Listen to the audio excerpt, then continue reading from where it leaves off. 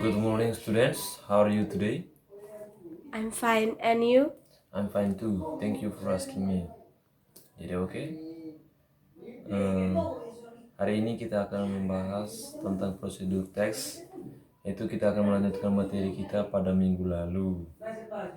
Jadi sebelum kita mulai dengan materi, kita berdoa terlebih dahulu. Oke. Berdoa mulai.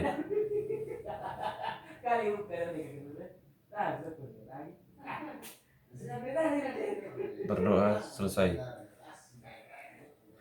Nah, oke. Ya, masih semangat untuk belajar? Masih. Oke, thank you. Jadi sekedar mereview kembali pembelajaran kita pada minggu lalu. Jadi Bapak ingin menanyakan kepada kalian, apakah kalian masih ingat tentang apa itu pengertian dari prosedur teks? Ayo coba salah satu dari kalian ada yang bisa coba angkat tangan. Oke, Novita silakan. Prosedur teks adalah suatu jenis teks yang menggambarkan bagaimana sesuatu dapat dibuat atau digunakan melalui serangkaian langkah-langkah. Oke, bagus sekali. Berarti masih ingat ya dengan materi kita pada minggu lalu. Oke, jadi sebenarnya tuh kita apa sih fungsinya itu kita belajar prosedur teks? Apa sih tujuannya itu kita belajar tentang prosedur teks? Ayo, coba ada yang tahu? Oke, silakan. Prosedur teks bertujuan untuk memberi petunjuk tentang langkah-langkah atau metode atau cara-cara dalam membuat, mengoperasikan atau melakukan sesuatu. Oh, good. Bagus sekali ya. Oke, berarti pintar semua ya di sini ya.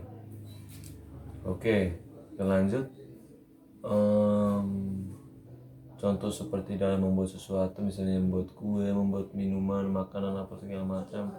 Kalau contoh seperti langkah-langkah untuk menghidupkan TV, kipas angin, AC, atau lain sebagainya, apakah itu juga termasuk dalam contoh prosedur teks? Iya, termasuk. Kenapa kok bisa dia termasuk dalam prosedur teks? Coba jelaskan. Karena mempunyai langkah-langkah dalam mengoperasikan sesuatu seperti menghidupkan TV, kipas angin juga termasuk prosedur teks. Oke ya. Jadi langkah-langkah menghidupkan TV, menghidupkan AC dan lain sebagainya itu juga termasuk dalam prosedur tes karena ia memiliki langkah-langkah dan memiliki langkah pertama kita harus ngapain itu dalam menghidupkan. Contohnya seperti menghidupkan TV, yang pertama kita colok kabelnya ke dalam stop kontak, setelah itu tekan tombol power ataupun lain sebagainya. Oke. Jadi untuk pembelajaran prosedur teks itu dia memiliki struktur-struktur dalam prosedur teks. Coba sebutkan apa saja strukturnya. Ayo, ada yang bisa? Coba angkat tangan. Oke, kamu yang di belakang itu, coba jelaskan. Struktur prosedur teks antara lain tujuan, alat dan bahan, langkah-langkah, dan yang terakhir tuh kesimpulan. Oke, bagus sekali ya. Jadi prosedur teks itu yang pertama itu memiliki tujuan, yaitu tujuan kita membuat itu untuk apa. Terus yang kedua kita menyiapkan alat dan bahan, dan yang ketiga langkah-langkah, dan yang keempat kesimpulan. Oke, jadi materinya sudah saya jelaskan. Jadi ada yang belum mengerti atau belum paham tentang materi yang Bapak jelaskan, silakan ditanyakan. Ayo, ada yang masih belum mengerti atau belum paham dengan materi yang dijelaskan? Sudah mengerti, Pak?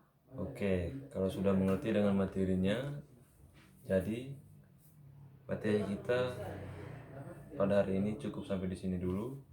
Jadi tugas kalian yaitu silakan buat salah satu contoh prosedur teks, mau tentang apa saja, mau buat tentang makanan, minuman, mengoperasikan sesuatu, terserah kalian, itu bebas.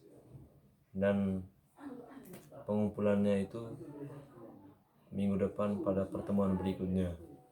Oke, itu saja. Jadi sebelum kita tutup materi kita pada hari ini, kita akhiri dengan doa. Doa mulai.